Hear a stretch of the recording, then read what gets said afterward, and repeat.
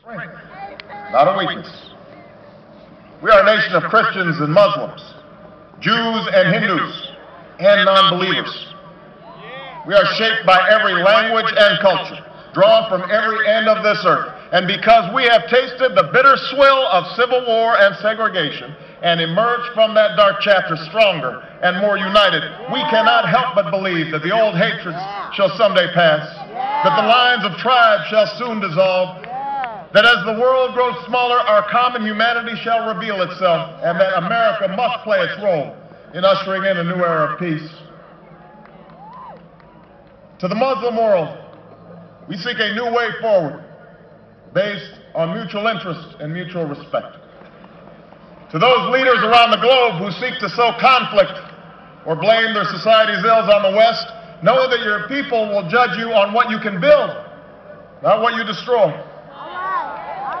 To those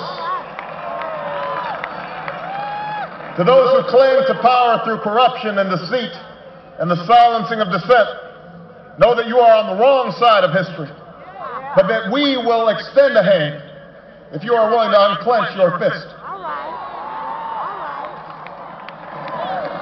To the people of 4 nations, we pledge to work alongside you to make your farms flourish and let clean waters flow, to nourish starved bodies and feed hungry minds.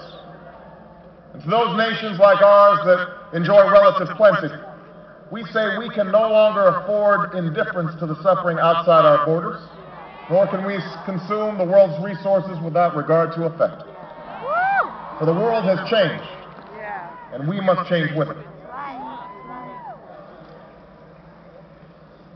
As we consider the road that unfolds before us, we remember with humble gratitude those brave Americans who, at this very hour, patrol far-off deserts and distant mountains. They have something to tell us, just as the fallen heroes who lie in Arlington whisper through the ages. We honor them not only because they are the guardians of our liberty, but because they embody the spirit of service, a willingness to find meaning in something greater than themselves. And yet, at this moment, a moment that will define a generation, it is precisely this spirit that must inhabit us all. For as much as government can do and must do, it is ultimately the faith and determination of the American people upon which this nation relies. It is the kindness to take in a stranger when the levees break, the selflessness of workers who would rather cut their hours than see a friend lose their job, which sees us through our darkest hours. It is the firefighter's courage to storm a stairway filled with smoke, but also a parent's willingness to nurture a child that finally decides our fate. Our challenges may be new. The instruments with which we meet them may be new.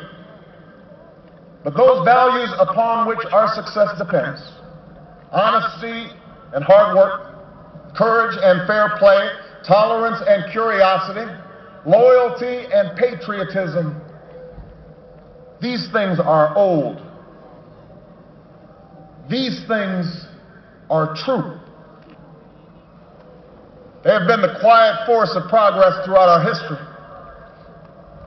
What is demanded then is a return to these truths. What is required of us now is a new era of responsibility, a recognition on the part of every American that we have duties to ourselves, our nation, and the world, duties that we do not grudgingly accept, but rather seize gladly, firm in the knowledge that there is nothing so satisfying to the spirit, so defining of our character, than giving our all to a difficult task. This is the price and the promise of citizenship. This is the source of our confidence, the knowledge that God calls on us to shape an uncertain destiny. This is the meaning of our liberty and our creed, why men and women and children of every race and every faith can join in celebration across this magnificent mall, and why a man whose father less than 60 years ago might not have been served at a local restaurant can now stand before you to take a most sacred oath.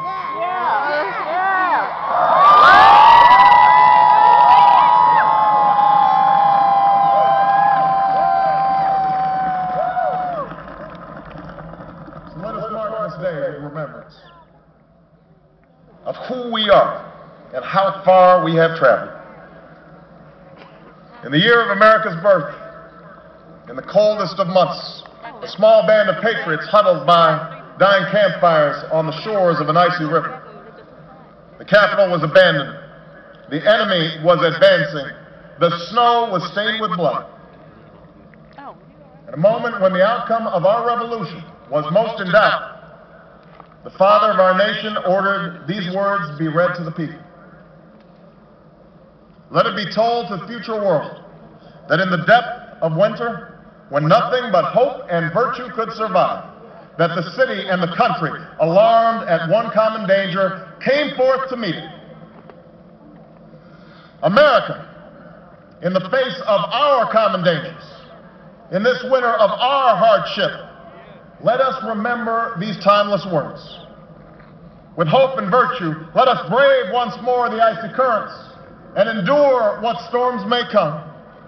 Let it be said by our children's children that when we were tested, we refused to let this journey end. That we did not turn back, nor did we falter. And with eyes fixed on the horizon and God's grace upon us, we carried forth that great gift of freedom and delivered it safely to future generations. Thank you. God bless you.